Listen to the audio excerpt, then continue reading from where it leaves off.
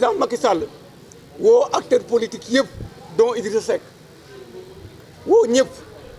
laaj leen seen xalaat bi mu leen laajee seen xalaat ñoom ñëpp dañoo saluer engagé wu derrière le président pour vaincre la Covid. ñu ngi sant yàlla ci ñaanu sëriñ si ci yenn choix yu président jëloon bien que am ñu ko doon décrier tey bu ñu xoolee tendance baissière Covid bi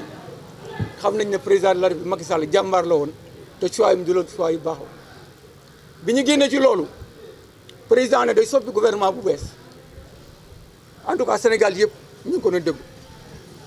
mais ñun ñi nga xam ne ci ay Thiessois lañu bi loolu amee ba ñu dégg ci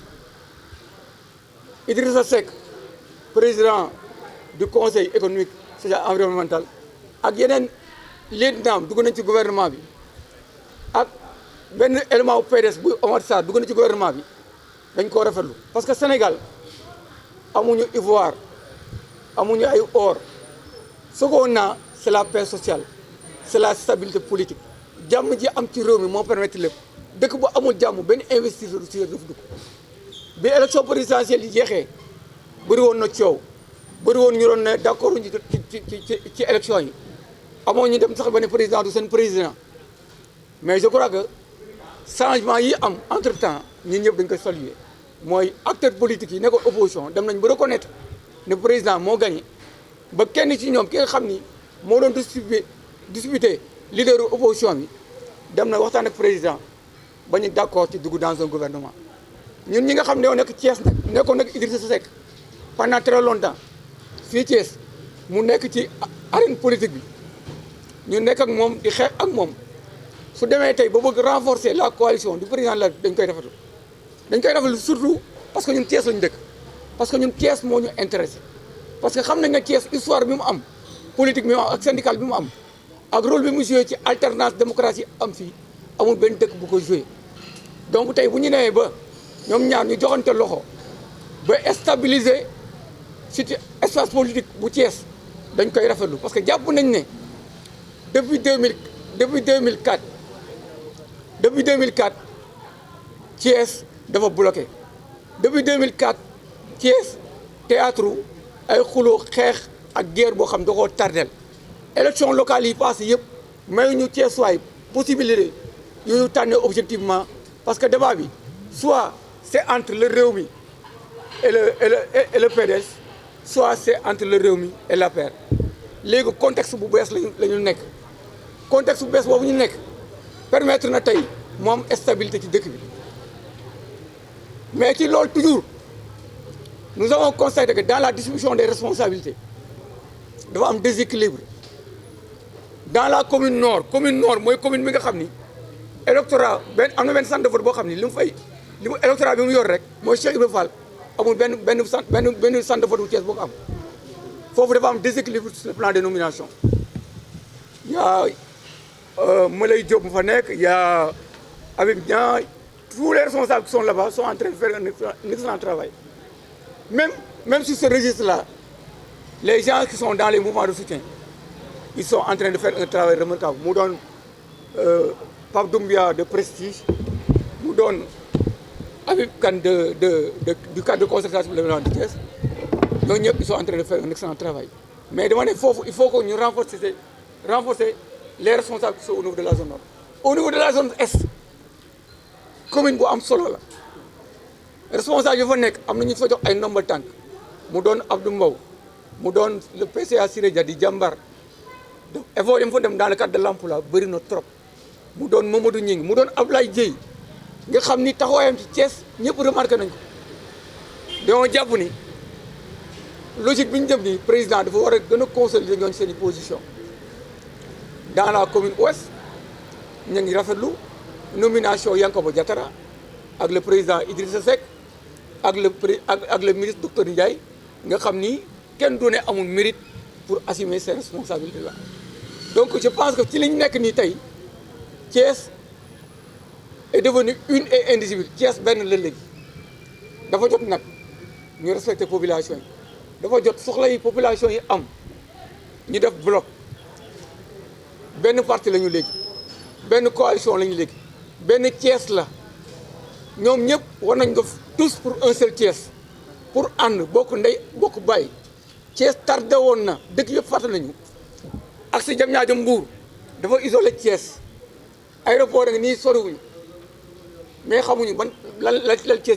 di kii Transrail les problèmes sont entiers la NSS c'est-à-dire que Thiès économiquement problème politique dafa dem ba freiner son développement tey nag bon jot na ñu ànd bokk ndey bokk bàyyi mais principalement ce que nous demandons au président Idrissa Seck kenn du werante légitimité à Thiès kenn du werante ne c'est une réalité politique à Thiès mais nous pensons que ci recomposition bi ñu jëm moom dafa am un élément une mission centrale à jouer. Il doit tendre la main à tous les acteurs politiques de Thiès, à commencer par le maire de la ville de Thiès, qui a eu à un certain moment fait une réflexion féconde, une analyse pertinente pour s'approcher du pouvoir. te defe naa ni loolu mu def tey c'est au nom damaa dégg Idrissa Seck ne c'est au nom des intérêts supérieurs Thiès waay sénégalais moo tax ma ànd ak Macky Sall Talla Sylla ba muy jël décision boobu dañu c'est au nom des intérêts supérieurs de Thiès que j'ai pris cette décision là. Donc je pense que aujourd'hui li war a am tey mooy moom mi Idrissa Seck nekk fii am fi légitimité depuis 2002 contrôler le maire yëpp ak conseil départemental bi dafa jot mu nekk ci mu tëdd njaaxaanaay mu tàllal ñëpp loxo mu mooy li mu mën a rendre service à Thiès mooy mu dépassionner le jeu politique et électoral ñëpp bokk ndey bokk bàyyi ñu mettre en place des listes fédératrices de toutes les sensibilités. Thiès mën na ko ren Thiès li mu mën ren mooy ab liste boo xam ne toutes les sensibilités politiques ouvert aux forces des mouvements de soutien bu doon ñoom Pape Doumbia ñoom Habib Kane ak yeneen mouvement citoyen yi nekk. Ça Thiès peut le faire et si Thiès le fait Thiès dana réussir lu rëy parce que loolu dañ ko ñàkkoon ab élection locale affaire gox la recomposition bii di ñëw ñëpp dañoo war a ànd même ma sœur et amie Ndeye Tické Ndiaye qui a été digne jusqu'au bout, qui a été ministre, qui a été dans une posture fédératrice, elle ne peut pas être exclue de ce processus de recomposition politique. Thiès doit être un seul bloc. J'ai dit avant-hier dama jàpp sama benn vidéo bu ma dugalaat sur Facebook bi. Je disais ça il y a 2 ans sur cadre de concertation pour le développement de Thiès. Mani, les gens doivent s'oublier. Si nous ne construisons pas un bloc, Thiès va disparaître. Les acteurs politiques taille, ils doivent penser aux générations futures. xale yi juddu ñu fi nekkoon 2004 ba léegi tey ñu am un certain âge boo leen di wax ñu naan santé Thiès Idrissa Seck dualité au sommet de la xeex loolu c'est une parenthèse qui est fermée nañu regarder l'avenir. Donc président Idrissa Seck ñu ngi koy président de la République accepte nommé na ko à un poste de responsabilité. Notre devoir à nous tous mooy jàppale ko ci mission boobu. On le fera mais on attend de lui et de ses partisans que ñu nekk dans un bloc, que ñu jàpp les autres acteurs yi nekk dans la mouvement présidentielle comme des acteurs d'égale dignité. Ñu travailler en toute symbiose, en toute complicité pour reprendre le terme de Idrissa, pour l'intérêt de Thiès, parce que Thiès dafa jot nag dëkk boo xam ni sacrifice bu nekk def na ko. ñu tudd Tafa le jeune di wax ndaw ñi nga xamante ne ñoo nekk Thiès ñun waruñoo mën a bokk même discours ak ndaw ñi nga xamante ne ñoo fi nekkul, waruñoo mën a bokk même discours ak mag ñi nga xamante ne daanaka seen wàll wéy na, waruñoo topp ci amusé wu ci nitu Thiès li ñuy xaar ñi nga xamante ni ñoo nekk ci nguur gi jamono ji en tant que des jeunes di jël benn exemple di ko wax mooy bi nga xamante ni nit def na fi choix ni day ànd ak président de la république, li mu ci gagné mooy Thiès amul projet bu président de la république mus a jël te mu jëm ci commune yi te mu jëm ci ville yi te Thiès amu ci wàllam. Promoville baa ngi fi, lampadaire yaa ngi fi, projet FERA baa ngi fi ak yeneen projet yoo xam ne président jël na ko Thiès am ci wàll boo xam ni amaana su fekkoon dañoo toppoon opposition ba ñu doon wax su fekkoon dañoo toppoon tagg bañ ñu doon tagg naa ñu Thiès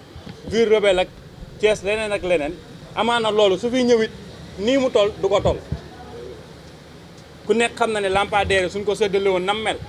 kon Thiès du ci am lu mat 100 su si amee 3000 Promoville bi am ci lu plus de 16 kilomètres